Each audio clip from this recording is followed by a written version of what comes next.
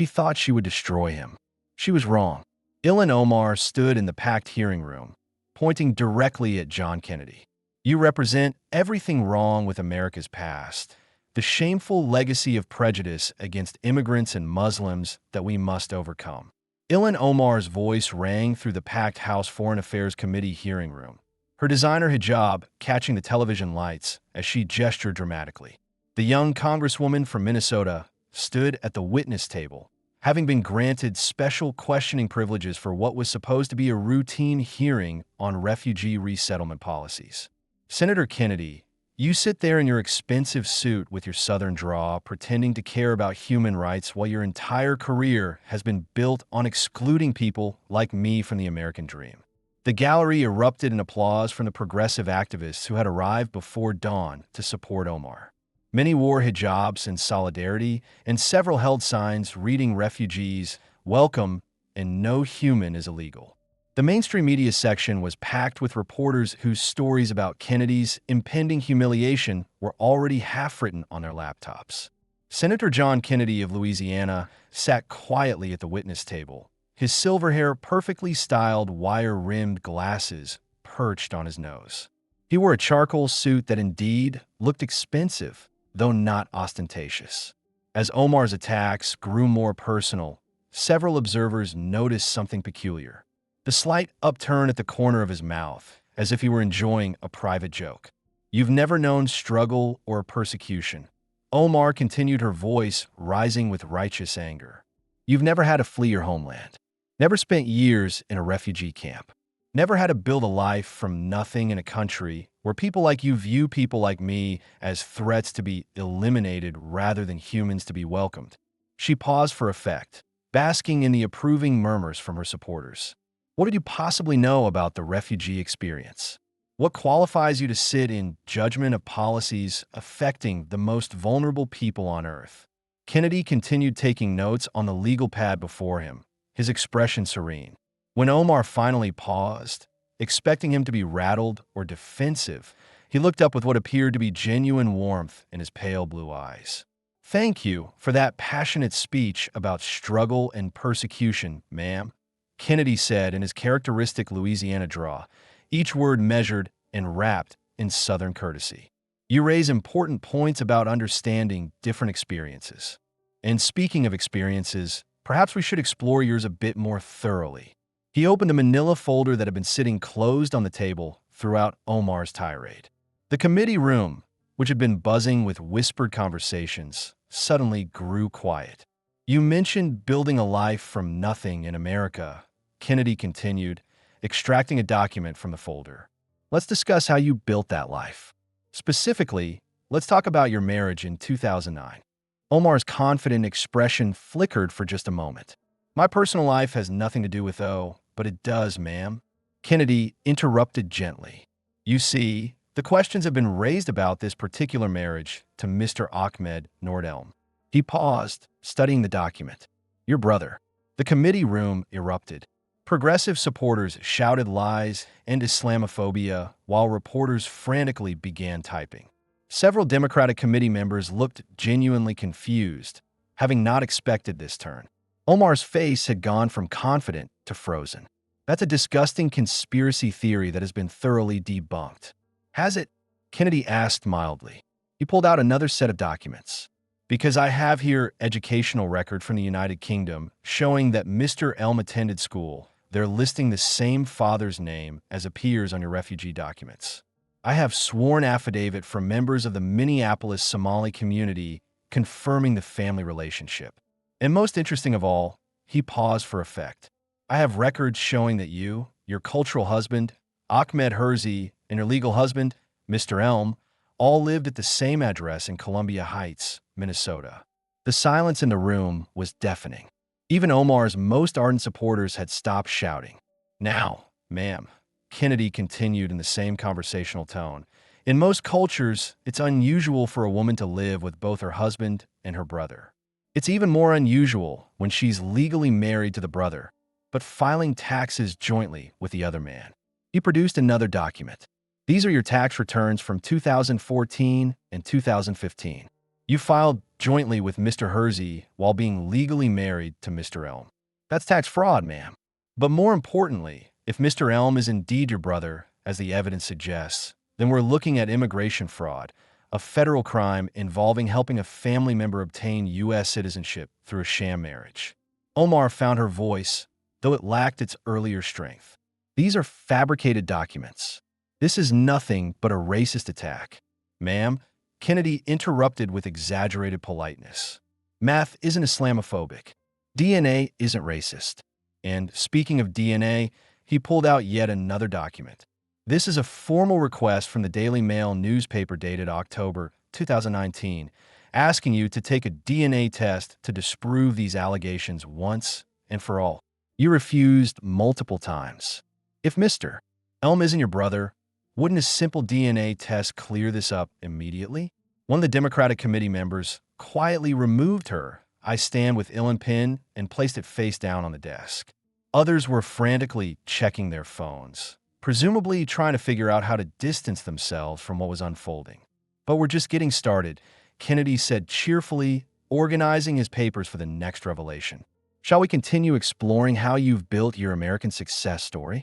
I think the committee would be very interested in your campaign finance activities. Omar gripped the edge of the witness table, her knuckles white. The hunter had become the hunted, and everyone in the room could see it. The Southern gentleman, with the gentle smile and devastating documents, had just begun his methodical destruction of one of the progressive movement's rising stars. Kennedy adjusted his glasses and pulled out a new section from his folder labeled in neat typescript, Immigration Records. Omar Elm. The committee room remained tensely quiet. The earlier chaos replaced by the atmosphere of a courtroom watching crucial evidence being presented. Let's explore this marriage timeline in detail, shall we? Kennedy began his tone, suggesting he was about to explain something simple to a child. According to public records, in 2002, you entered into an Islamic faith marriage with Ahmed Abdullah Hersey. Is that correct? Omar's jaw was clenched tight. Yes, we had a religious ceremony. And you had 2 children with Mr. Hersey during this time? Yes. But in 2008, you separated from Mr. Hersey. Not legally divorced since you weren't legally married, but separated. Yes. Kennedy nodded, as if filing away important information. And then in 2009, you legally married Ahmed Noor Elm. A legal marriage this time, with a certificate filed with the state of Minnesota. I've explained this. Please, ma'am, let's establish the facts first, Kennedy said patiently. Now, here's where it gets interesting. He produced a series of documents and laid them out on the table. These are lease agreements, utility bills, and voter registrations. They show that during your marriage to Mr. Elm, all 3 of you yourself, Mr. Hersey, with whom you'd had children, and Mr. Elm, to whom you were legally married, were living at the same address in Columbia Heights. He looked up at the committee. I don't know about y'all, but where I come from in Louisiana, that's what we call a mighty unusual living arrangement. Nervous laughter rippled through the room. Several Democratic committee members were now actively avoiding looking at Omar. But it gets more unusual, Kennedy continued, warming to his theme, because while you were living in this, let's call it a communal situation, and you were also helping Mr. Elm with his education. He pulled out another document. This is Mr. Elm's student visa application for North Dakota State University, sponsored by his wife, making him eligible for in-state tuition and, more importantly, able to stay in the United States. This is all circumstantial, Omar began. Is it? Well, then let's look at some less circumstantial evidence. Kennedy's smile widened as he pulled out his next surprise. I have here social media posts that you thought were deleted, but the internet, as they say, is forever. He held up printed screenshots. This is from Mr. Elm's Instagram in 2013. He's referring to your daughter as his niece, not stepdaughter, which she would be if you were just your husband. Niece. That's an interesting word choice, don't you think? The progressive supporters in the gallery had gone completely silent. Some were beginning to edge toward the exits. But wait, there's more. Kennedy continued clearly, enjoying himself. Now, let's examine these educational records from the United Kingdom, where Mr. Elm attended high school. He produced official-looking documents with British government seals. Father's name, Nerd Elm. Now, let's look at your refugee application for 1995. Another document appeared. Father's name, Sayelm. He looked up at Omar with an expression of mock confusion. Now, ma'am, either this is the world's most remarkable coincidence or Mr. Ahmed Elm is your brother. Which is it? Omar's response was nearly shouted. My father's name was changed when we came to America. This is common for refugees. Indeed, it is. Kennedy agreed amiably, which is why I had my staff dig deeper. He pulled out yet another set of papers. These are affidavit from 6 members of the Minneapolis Somali community, all sworn under penalty of perjury. They all confirm that Ahmed Elm is your brother. One of them, Mrs. Fatamosin, says she knew your family in Somalia before you fled. She's quite specific about the family relationships. The committee room was beginning to feel like a pressure cooker. Even the C-SPAN camera operators seemed to be paying closer attention than usual. Now, here's the smoking gun, Kennedy said, his voice dropping to a more serious tone. He pulled out a printed email.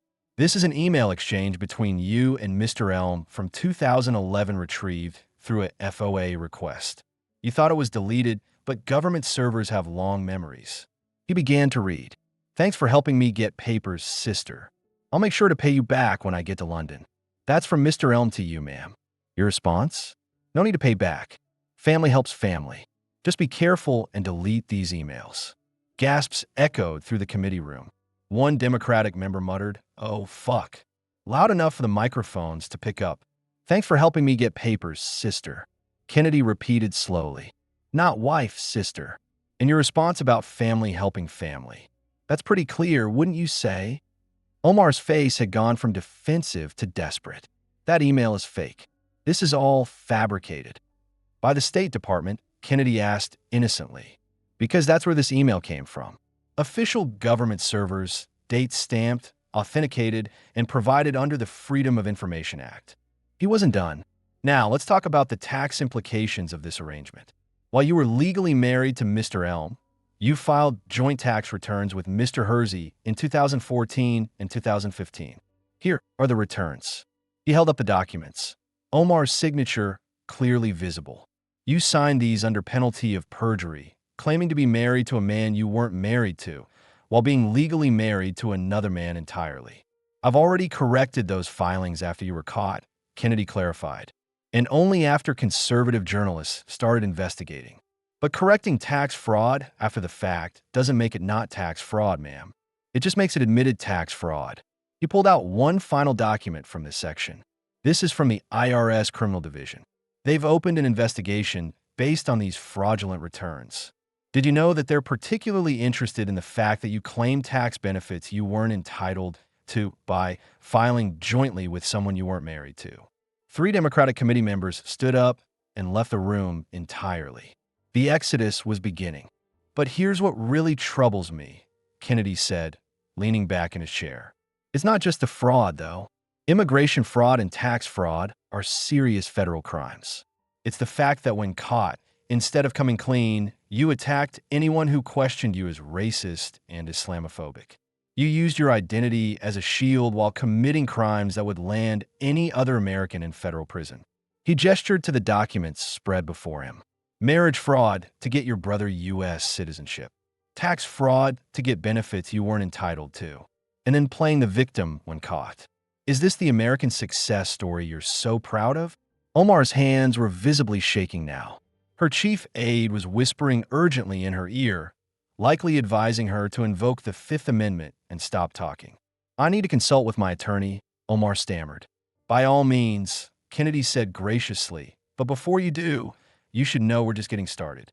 Wait until we get to your campaign finance violations. Those are particularly illuminating. He smiled, that gentle southern smile that had become terrifying to everyone on Omar's side of the room. Shall we take a 5-minute break?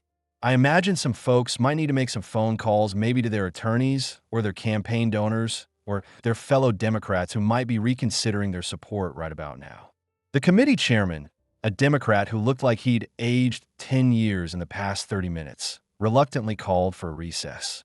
As people began to file out, Kennedy remained seated, calmly organizing his papers for round 3.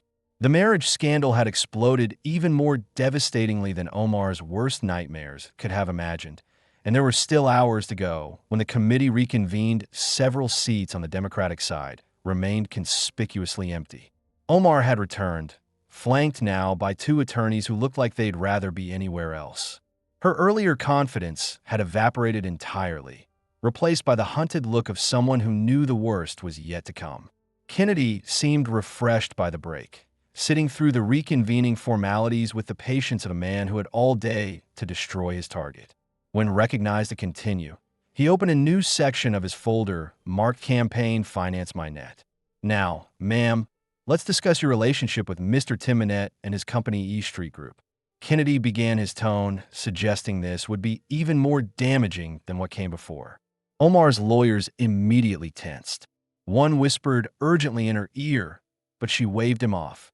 According to Federal Election Commission records, Kennedy continued, your campaign paid Mr. Minette's company approximately $370,000 between 2018 and 2019. During this same period, you were having an extramarital affair with Mr. Minette. Is that correct? My personal relationships are not. They're when campaign funds are involved, Kennedy interrupted smoothly. But let's let someone else tell the story. He pulled out a thick document.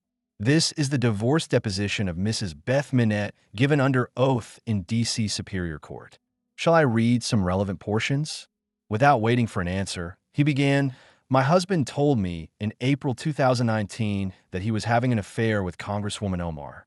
He said he'd been traveling with her on campaign trips that I now believe were personal in nature. When I asked how they could afford all this travel, he said, don't worry about it. Ilhan's campaign is covering everything. The committee room had gone dead silent again. Even the reporters had stopped typing, mesmerized by the unfolding scandal. But that's just her word, right? Kennedy said conversationally. Except, he pulled out another document. Here are credit card receipts from those trips.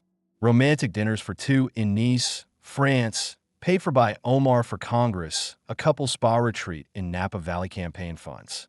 Hotel suites with one bed in cities where no campaign events were scheduled, all billed to Minnesota donors. Those were legitimate campaign expenses. Omar protested weakly. Really? Because I have something that suggests otherwise. Kennedy pulled out his phone and connected it to the committee's audio system. This is a text message from Mr. Minette to his wife recorded during their divorce proceedings. A man's voice filled the room. Stop calling me about money. I told you Ilhan's campaign is paying for everything now. Just be patient until the divorce is final. Several people in the gallery gasped. One of Omar's own staffers was seen putting her head in her hands. Campaign funds paying for everything. Kennedy repeated. That's interesting language for legitimate political consulting, wouldn't you say? But Kennedy wasn't done. Let's talk about after your affair became public and you married Mr. Minette in March 2020. Did the payments stop? Oh no, they increased. He pulled out more FEC records. Your campaign paid your new husband's company another $1.1 million in 2012 alone, making him one of the highest paid political consultants in America. Quite a wedding gift. He looked up at the committee. Now, I'm just a simple country lawyer from Louisiana, but where I come from, using campaign funds to enrich your lover and then your spouse. That's what we call conversion of campaign funds for personal use. It's also a federal crime. But wait, Kennedy said, clearly enjoying the theatrical presentation. It gets better or worse, depending on your perspective. He pulled out a new document. Let's discuss the Minnesota Campaign Finance Board findings. You've been found guilty of campaign finance violations multiple times, haven't you? Omar's lawyer tried to object, but Kennedy continued over him. In 2019, the board found you guilty of using $3,469 in campaign funds for personal travel. You were also found to have used $1,500 in campaign funds to pay for personal tax preparations, specifically to correct those fraudulent joint returns we discussed earlier. Using campaign funds to cover up tax fraud. That's creative. I'll give you that. He pulled out another receipt. But my favorite is this one. You used $6,000 in campaign funds to pay your divorce attorney. The divorce from Mr. Elm, your brother, so you could marry Mr. Minette. Campaign donors unknowingly funded your transition from immigration fraud to campaign finance fraud. It's almost poetic in its corruption. The progressive activists who had started the day cheering Omar were now filing out quietly, removing their solidarity hijabs as they went. The abandonment was becoming a stampede. Now, here's where it gets really interesting, Kennedy said, pulling out a fresh set of documents. Mr. Minette's latest business venture. Are you familiar with the Northside Wine Group, ma'am? Omar's face, already pale, went white. I have no involvement in my husband's business. No. Well, let me refresh your memory. Kennedy gestured to the gallery. Mr. Naim Mode, would you please stand up? A well-dressed man in the gallery stood, his face angry. Mr. Promote invested $300,000 in your husband's wine business after being promised a 200% return in 18 months. That was 3 years ago. He hasn't seen a penny. In fact, Kennedy consulted his notes. Mr. Minette used that money to purchase a $1.3 million home in D.C., the home where you currently live. That's a lie. He is someone the gallery shouted. But it was Maud himself. No, the lie was telling me it was for a winery. Maud shouted back. She knew they bought that mansion with my money, with my children's college fund. Security moved to restrain him, but Kennedy raised a hand. Let him speak. He's the victim here. They show me fake contracts. Fake wine inventories. Maud continued, his voice breaking. Tim Minette told me his wife's position would ensure the business succeeded. He said, having a congresswoman as a partner guaranteed government contracts for events. I trusted them because of her. Thank you, Mr. Moat, Kennedy said gently. You may sit down. He turned back to Omar. Interesting that your husband invoked your position to defraud investors. But of course, you knew nothing about it, right? He pulled out another document. Except here's your financial disclosure form for 2023. You reported income from Northside Wine Group of between 100,000 heirs and $1 million. You profited from your husband's fraud, ma'am. That makes you an accessory after the fact. One of Omar's lawyers stood up. Senator, I must object to these unfounded accusations. Unfounded. Kennedy pulled out a final document. This is a civil suit filed last week in D.C. Superior Court. Mr. Mode is suing your client and her husband for fraud, breach of contract, and racketeering. The FBI has also opened an investigation based on interstate wire fraud. Did you know that, counselor? The lawyer sat back down without another word. So, let's recap, Kennedy said, organizing his papers with theatrical precision. You used campaign funds to conduct an affair. You paid your lover's company hundreds of thousands in donor money. After marrying him, you paid him millions more. You used campaign funds to cover up tax fraud. And now you're profiting from your husband's investment fraud scheme. He looked directly at Omar. You've turned your congressional campaign into a criminal enterprise. Every donor who gave you $20 thinking they were supporting progressive values was actually funding your personal enrichment scheme. How do you sleep at night? Omar tried one last desperate defense. This is all politically motivated. You're trying to silence a strong woman of color. Ma'am, Kennedy interrupted his voice, carrying a note of genuine disgust for the first time. Fraud isn't a cultural practice. Stealing isn't a religious belief, and crime doesn't become legal just because a woman of color commits it. You've dishonored every legitimate refugee who came to this country honestly. Every woman who earned her position without corruption, and every Muslim who practices their faith without hiding behind it when caught breaking the law. The committee room was in complete disarray now. Democrats were openly discussing whether to call for Omar's resignation. Her own staff members were seen updating their resumes on their phones. The complete collapse of her support was happening in real time. We're not done yet, Kennedy announced, reaching for yet another section of his seemingly bottomless folder. We haven't even gotten to your anti-Semitic statements. Those are particularly illuminating about your character or lack thereof. Omar slumped in her chair, defeated before the next round even began. The Southern gentleman had methodically destroyed her finances just as thoroughly as he had her personal life, and there was still more to come. Kennedy's demeanor shifted noticeably as he opened the next section of his folder. The gentle mockery that had characterized his earlier questioning was replaced by something harder, more serious. He adjusted his glasses and looked directly at Omar, who seemed to shrink under his gaze. Now, ma'am, we need to discuss your statements about Jewish Americans and Israel. He began, his voice carrying the weight of someone addressing a moral failing rather than mere criminal behavior. These aren't just political disagreements. They're part of a pattern that goes to the heart of your fitness to serve in Congress. He pulled out a printed screenshot. Let's start with February 2019. After Representative Kevin McCarthy criticized your support for the BDS movement, you tweeted, "It's all about the Benjamin's baby." When asked who you thought was paying American politicians to be pro-Israel, you responded, AIPAC. Do you remember that Omar's lawyers were whispering urgently to her? She nodded slightly. I apologize for that tweet. Yes, after enormous pressure from your own party, Kennedy interrupted, but apologies don't erase the sentiment behind the words. You invoked one of the oldest anti-Semitic tropes in existence, that Jews use money to control politics. And this wasn't an isolated incident. He pulled out another document. But before we get to your other statements, let's look at what you really said in private. Kennedy's slight smile returned, but it held no warmth. You see, we've obtained some of your deleted tweets. Did you know that when you delete a tweet, it's not really gone? Especially if someone screenshots it first. He held up the printed page. This is from January 2019, before your Benjamin's comment. You wrote, AIPAC owns Cohen's Congress. They buy politicians like groceries. Time to expose the puppet masters. You deleted this within minutes, but not before it was captured. Gasps echoed through the committee room. Several Jewish Democrats on the committee looked visibly shaken. Puppet masters, Kennedy repeated slowly.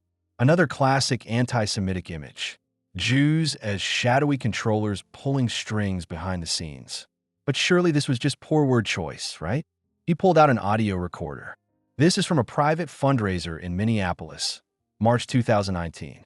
One of your donors was so disturbed by what you said that they recorded it and eventually provided it to investigators. He pressed play. Omar's voice filled the room. The Jewish members of Congress, they can't be trusted on anything related to the Middle East. They have divided loyalties. They put Israel first, America second. We need to watch them carefully and counter their influence. The recording continued for another minute, each sentence more damaging than the last. When it finished, the room sat in stunned silence. Dual loyalty accusations, Kennedy said quietly. The same accusations used to justify pogroms in Russia, the Dreyfus Affair in France, and the Holocaust in Germany. You accused your Jewish colleagues of being traitors to America because of their religion. That's taken out of context. Omar protested weakly. The context makes it worse, Kennedy countered. He pulled out a transcript.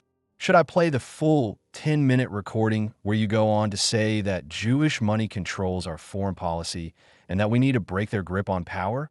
Would that context help? Two Jewish committee members stood up and walked out, one wiping tears from her eyes.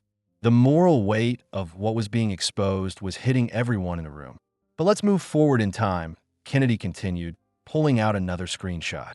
June 2021, you tweeted that the United States and Israel should be investigated for unthinkable atrocities alongside Hamas and the Taliban. You equated democratic nations with terrorist organizations. Why? I was calling for accountability. Were you? Because Hamas deliberately targets civilians. They use suicide bombers and pizarras and fire rockets at schools. Israel, whatever its faults, has a military justice system and rules of engagement. The United States, for all our mistakes, doesn't deliberately target civilians, but you saw them as morally equivalent to terrorists. The only thing they have in common is that they oppose Islamic extremism. Is that why you equated them? Kennedy didn't wait for an answer. He pulled out a new set of documents.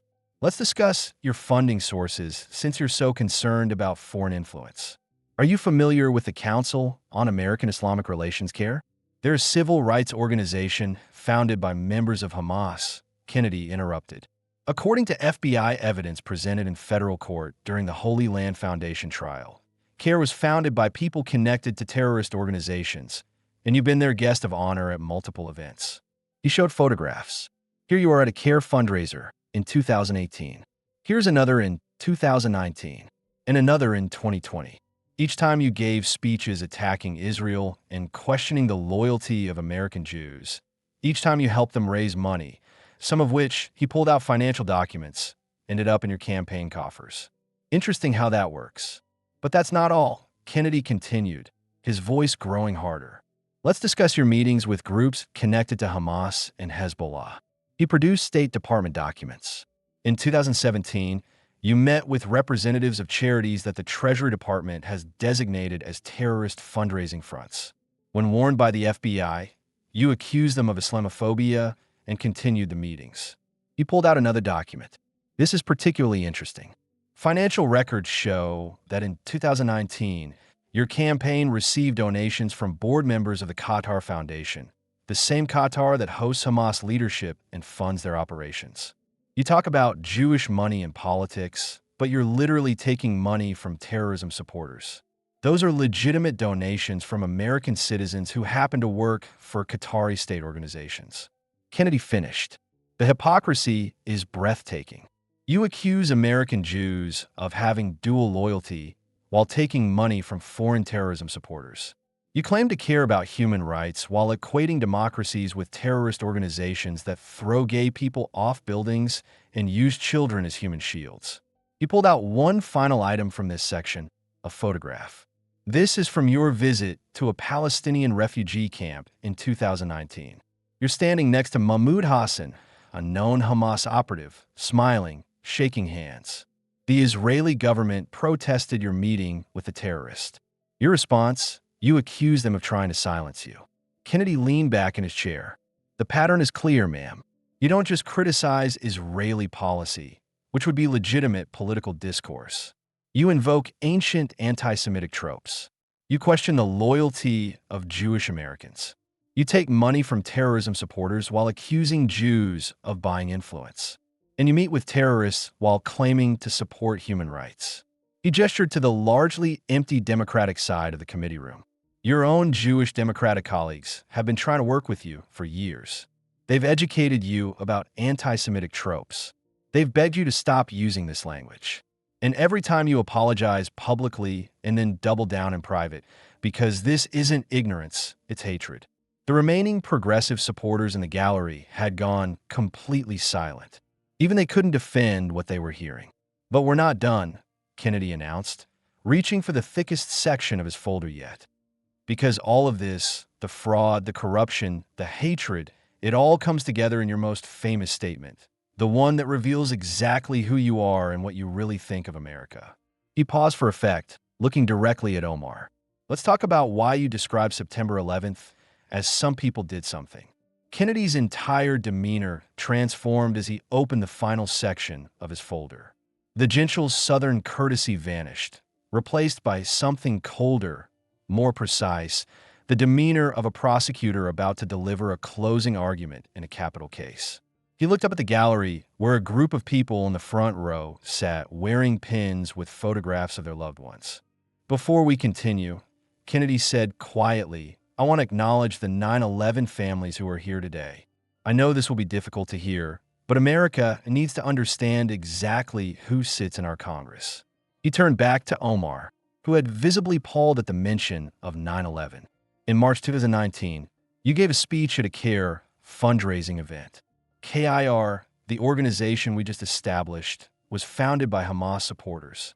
And in that speech, you said something that revealed your true feelings about the worst attack on American soil since Pearl Harbor. Kennedy pulled out a tablet and connected it to the committee's screens. Let's watch the full video, shall we? Omar's lawyers tried to object, but the committee chairman, perhaps sensing the historical importance of the moment, overruled them. The video began to play. On screen, Omar stood at a podium before a cheering crowd. Her voice filled the committee room. CAR was founded after September 11th because they recognized that some people did something and that all of us were starting to lose access to our civil liberties. Kennedy paused the video. Some people did something. That's how you describe the murder of 977 Americans. Not Islamic terrorists, some people. Not a coordinated attack on our nation. Did something like it was a minor incident not worth describing accurately. He let the words hang in the air before continuing. But maybe you just misspoke. Maybe it was a poor choice of words in the moment. Except he pulled out another document. This is a transcript from a Minnesota Public Radio interview in 2013, 6 years earlier. When asked about 9/11, you said America's military actions in the Middle East created the conditions for retaliation. We need to understand why they were so angry. I was explaining root causes. Omar began. Were you because there's more? Kennedy pulled out printouts of deleted social media posts. September 11th, 2013, the anniversary of the attacks. You wrote on a Somali language forum, Americans overreact to 9/11. More people die from medical errors every year. They use it as an excuse for their imperialism. The 9/11 families in the gallery were openly weeping. Now, one man stood up, his voice shaking with rage. My daughter died in the North Tower. She was 23 years old. She was not a statistic. Kennedy raised a hand gently. Sir, I understand your pain. Please let me finish. She needs to answer for all of it. He turned back to Omar. But even that's not the worst part, because we've obtained your WhatsApp messages from 2019 after your Some People comment created controversy. He pulled out printed screenshots authenticated with digital signatures. In a group chat with what appears to be Muslim political activists, you wrote, the American obsession with 9/11 is useful. Use their guilt against them every time they question us. Bring up Islamophobia and discrimination after September 11th. Make them feel bad for their reaction rather than the attack itself. The committee room erupted. Even the Democrats who had remained couldn't stay silent. One shouted, that's unconscionable, before remembering the microphones were on. Use their guilt against them, Kennedy repeated slowly. You saw the murder of thousands of Americans not as a tragedy, but as a political tool to manipulate grieving families and traumatized citizens. You pulled out another document. But wait, it gets worse. This is from your FBI security clearance review in 2019. Concerns were raised about some of your statements regarding terrorism. Do you know what you told the FBI agents conducting your interview? Omar remained silent, her face ashen. You said, American foreign policy is the real terrorism. What happened on September 11th was chickens coming home to roost. You told federal agents that America deserved 9/11. Several Capitol Police officers in the room noticeably stiffened. These were their colleagues who had died defending the building. And here was a member of Congress saying America deserved to be attacked. The agents recommended against granting you access to classified briefings. Kennedy continued. Their report says, subject shows troubling sympathy for anti-American narratives and inability to condemn terrorism without equivocation. But Democratic leadership overruled them. Political considerations outweighed security concerns. He pulled out a final document from this section. This is perhaps the most damning of all. A statement from Imam Abdi Salam Adam of the Islamic Center of Minneapolis, one of the most respected Muslim leaders in your own district. Kennedy read, I have counseled-led Congresswoman Omar repeatedly about her rhetoric. I have explained that her words bring shame upon all Muslim Americans who love this country. Her minimization of 9/11, her refusal to clearly condemn terrorism, her constant portrayal of Muslims as victims. Even when Muslims commit violence, she damages our entire community. She does not represent Islam. She represents only her own hatred and ambition.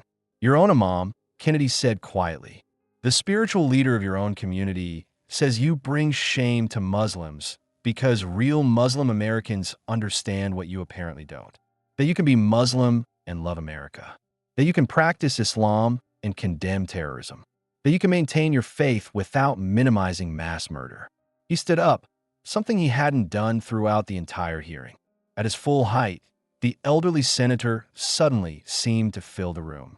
Representative Omar, thousands of Americans died on September 11th. Christians, Jews, Muslims, Hindus, atheists, terrorism doesn't discriminate. Among the dead were Muslim first responders who ran into those buildings to save others. You dishonor their memory when you refuse to call their killers what they were, terrorists. He looked at the 9/11 families. These families have waited over 20 years for justice, for acknowledgement, for the simple human decency of having their loss recognized. And you sit in the people's house, collecting a salary paid by their tax dollars, and call the murder of their loved one something done by some people. The moral weight of Kennedy's words seemed to press down on the room. Several people in the gallery were sobbing openly. Even hardened reporters looked shaken. This isn't about politics, Kennedy continued, his voice rising for the first time. This isn't about party or ideology. This is about basic human decency. This is about whether someone who cannot bring herself to condemn terrorism, who sees the mass murder of Americans as a political opportunity, who takes money from terrorism supporters while accusing others of dual loyalty, whether such a person should have access to our nation's secrets and a vote on our nation's laws. He pulled out one final document. This came to my office this morning. It's from the Director of National Intelligence. Based on the evidence presented today, your security clearance is being immediately revoked pending a full review. You will no longer have access to classified briefings. You cannot serve on the Foreign Affairs Committee or any committee dealing with national security. Omar's lawyers jumped to their feet, shouting objections, but Kennedy continued over them. Furthermore, the FBI will be opening investigations into your ties to foreign terrorist organizations, your immigration fraud, and your campaign finance violations. The IRS will be reviewing your tax fraud. The House Ethics Committee will be investigating all of the above, plus your anti-Semitic statements and abuse of office. He sat back, down, his energy seemingly spent. Your career in Congress is over, ma'am. Not because of your religion or your race or your gender, but because you're a fraud, a thief, and a terrorist sympathizer who somehow managed to con your way into the United States Congress. The committee room exploded into chaos. Democrats were fleeing for the exits. Republicans were calling for immediate expulsion votes. The 9/11 families were standing and applauding through their tears. And in the middle of it all, Ilhan Omar sat frozen. Her political life destroyed her crimes, exposed her true nature, revealed to the world.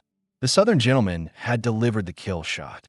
As the chaos in the committee room continued, Omar made one last desperate attempt to salvage something from the wreckage of her career. She stood up shakily, gripping the table for support, and tried to shout over the noise. "This is McCarthyism," she cried, her voice cracking. "This is a witch hunt designed to silence a strong Muslim woman who dares to speak truth to power." Kennedy looked at her with what might have been pity. Ma'am, Joe McCarthy was wrong because he made accusations without evidence. "I have." He gestured to the mountain of documents spread across the table. 127 pieces of documented evidence, financial records, emails, audio recordings, video footage, sworn testimony, government documents. This isn't McCarthyism. This is accountability. He pulled out his phone and showed the screen to the committee. "In fact, your colleagues are already providing more accountability." This just came in a statement from Congresswoman Alexandria Ocasio-Cortez. The room quieted as Kennedy read from his phone. "I am shocked and dismayed by the revelations about Representative Omar. While I have defended her right to criticize policy, I cannot and will not defend fraud, corruption, or anti-Semitism. She has betrayed the progressive movement and must resign immediately." AOC Omar gasped, her last hope crumbling. "Oh, there's more." Kennedy continued scrolling through his phone. Congresswoman Rashida Clay. "I am heartbroken, but cannot defend the indefensible." Senator Bernie Sanders. "Anti-Semitism has no place in our movement." "The entire squad has abandoned you, ma'am." But Kennedy wasn't done. "Actually, I have something even more interesting." Text messages between squad members that were leaked to the press this morning. He pulled out printed screenshots from Congresswoman Ocasio-Cortez to Congresswoman Presley dated last month. Ilhan is becoming a massive liability. Her hatred is hurting our entire movement. We need to distance ourselves before she takes us all down. And here's one from Congresswoman Clay. "I can't keep defending her. My own Palestinian constituents are embarrassed by her anti-Semitism. She's making us all look like extremists." Each revelation was another nail in Omar's political coffin. Her closest allies, the people who had stood by her through every previous controversy, had been planning to abandon her even before today's hearing.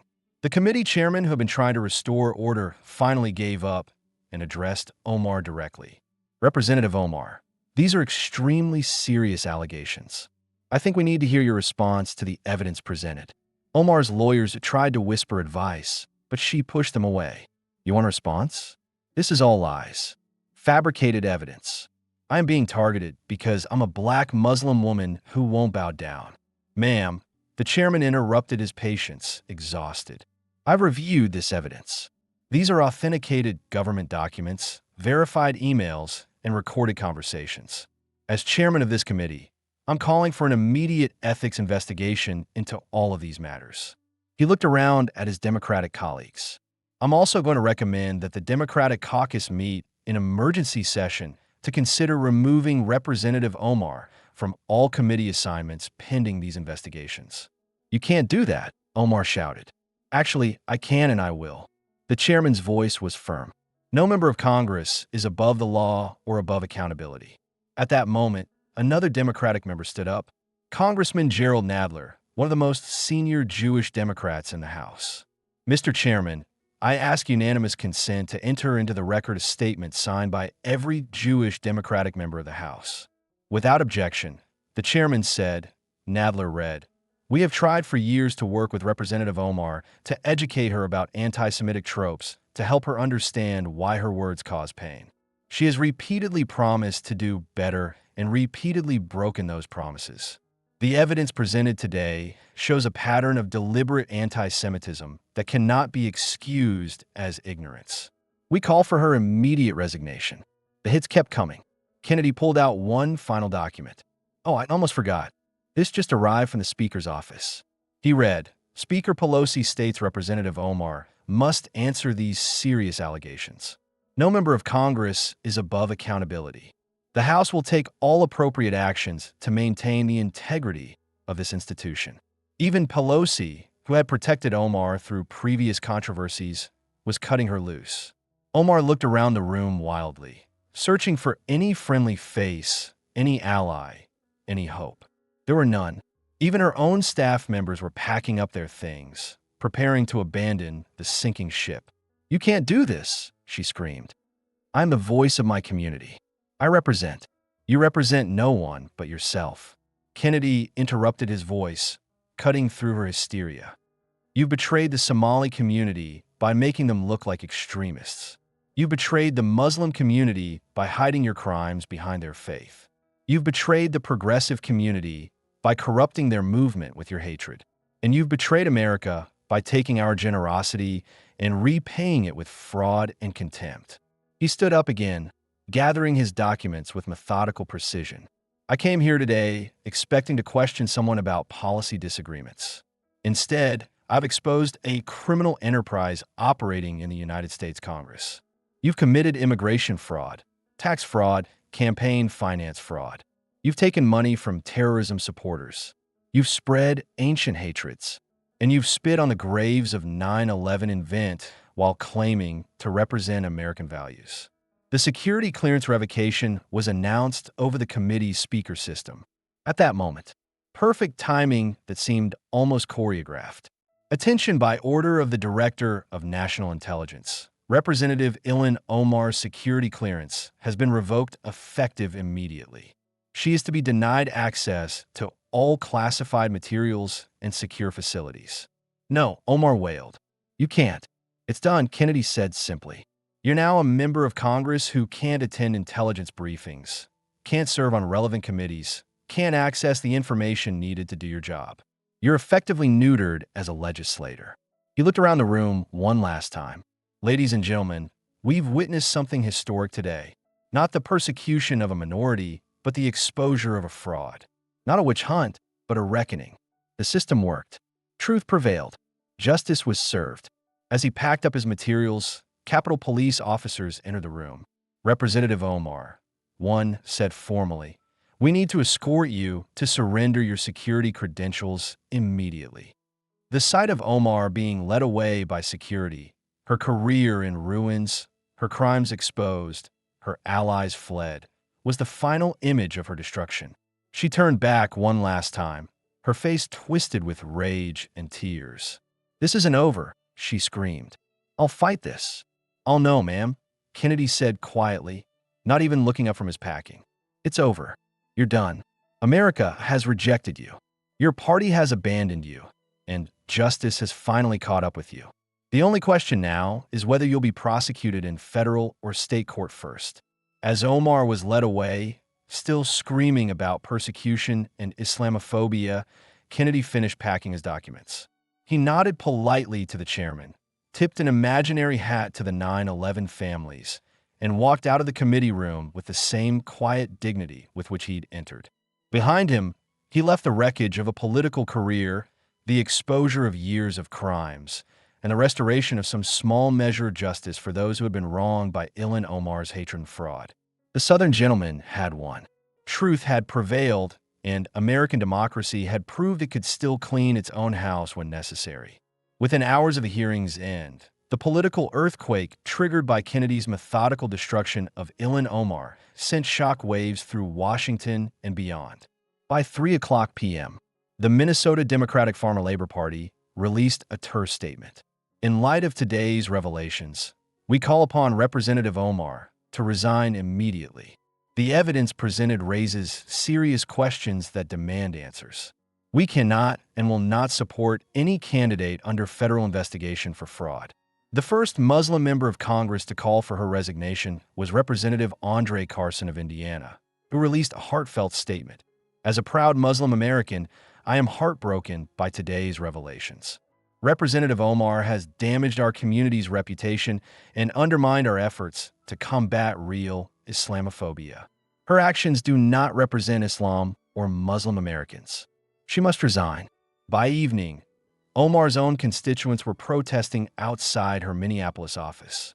The crowd included Somali Americans holding signs reading, "She does not represent us," and "Fraud is not our culture." Local IMM Abdul Salam Adam, whom Kennedy had quoted, led prayers for truth and justice to prevail. The legal consequences moved even faster than the political ones. The U.S. Attorney for the District of Minnesota announced that the FBI had opened formal investigations into immigration fraud, tax fraud, and campaign finance violations. The IRS Criminal Division confirmed they were reviewing multiple years of potentially fraudulent returns. The Federal Election Commission announced an expedited review of all campaign expenditures to Tim Minnett's firms. As night fell, Omar released a defiant statement through her lawyer. Today's hearing was nothing but a politically motivated witch hunt designed to silence a strong Muslim woman of color. "I categorically deny all allegations and look forward to vindicating myself. I will not resign. I will not be silenced." But her defiance rang hollow within her own party. She had become radioactive. Democrats who had previously defended her were racing to delete old tweets of support. The Congressional Progressive Caucus announced she had been suspended pending investigation. The Congressional Black Caucus released a statement emphasizing that integrity and honesty are non-negotiable values for our members. Cable news coverage was brutal across the political spectrum. CNN's headline read, "The Unraveling of Ilhan Omar, How a Rising Star Became Congress's Biggest Scandal." Even MSNBC, typically sympathetic to progressive Democrats, led with Kennedy exposed years of Omar fraud in devastating hearing on social media. "Omar fraud and hack Kennedy destroys." Omar trended worldwide. The WhatsApp messages about using their guilt against them particularly outraged 9/11 families and survivors. The September 11th Families Association released a statement calling her comments beneath contempt and demanding she be expelled from Congress. International reactions were equally damning. The Somali government distanced itself with the ambassador stating, "If these allegations are true, she has brought shame upon all Somali people." Israeli media covered the story extensively, with one commentator noting her anti-Semitism was an open secret. The only surprise is that it took this long to expose the rest. By midnight, the first Democrat had announced a primary challenge to Omar. Don Samuels, who had nearly defeated her in the previous primary, released a video declaring, "Minneapolis deserves honest representation. We deserve better than fraud and hatred. I'm running to restore integrity to this seat." Senator Kennedy, for his part, gave only one brief interview to a local Louisiana station. Sitting on his porch in Madisonville, he seemed more sad than triumphant. "I don't take any pleasure in what happened today," he said in his characteristic drawl. Watching someone destroy their own life through greed and hatred is never pleasant. But sometimes you have to lance a boil to heal the body. Congress had an infection, and today we began the treatment. When asked if he had any regrets, Kennedy considered the question carefully. "My only regret is that it took this long. How many people were hurt by her fraud? How many Jews were wounded by her words? How many Muslims were embarrassed by her actions? If we'd acted sooner, maybe less damage would have been done." "What's next?" the interviewer asked. Kennedy smiled slightly. "Well, I imagine there'll be a special election in Minnesota soon enough. As for me, I've got other oversight work to do. Corruption doesn't stop just because you expose one person. But today was a good day for truth, a good day for justice. And despite all the ugliness, we had to wade through a good day for America." The interview ended with Kennedy looking out over the Louisiana bayou, the setting sun reflecting off the water. "You know," he said quietly, "this country gave that woman everything. Refuge from war, education, opportunity, even high office, and she repaid it with lies and hatred. But in the end, the system worked. Truth won. That's the America I still believe in." As his figure faded into the evening shadows, one truth remained clear.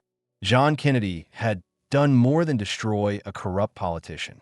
He had reminded Washington that facts still matter, that evidence still counts, and that no one, no matter their identity or ideology, is above the law. The Southern gentleman had delivered justice with courtesy, facts, and devastating effectiveness. And in doing so, he had restored a small piece of faith in American democracy. The reckoning was complete.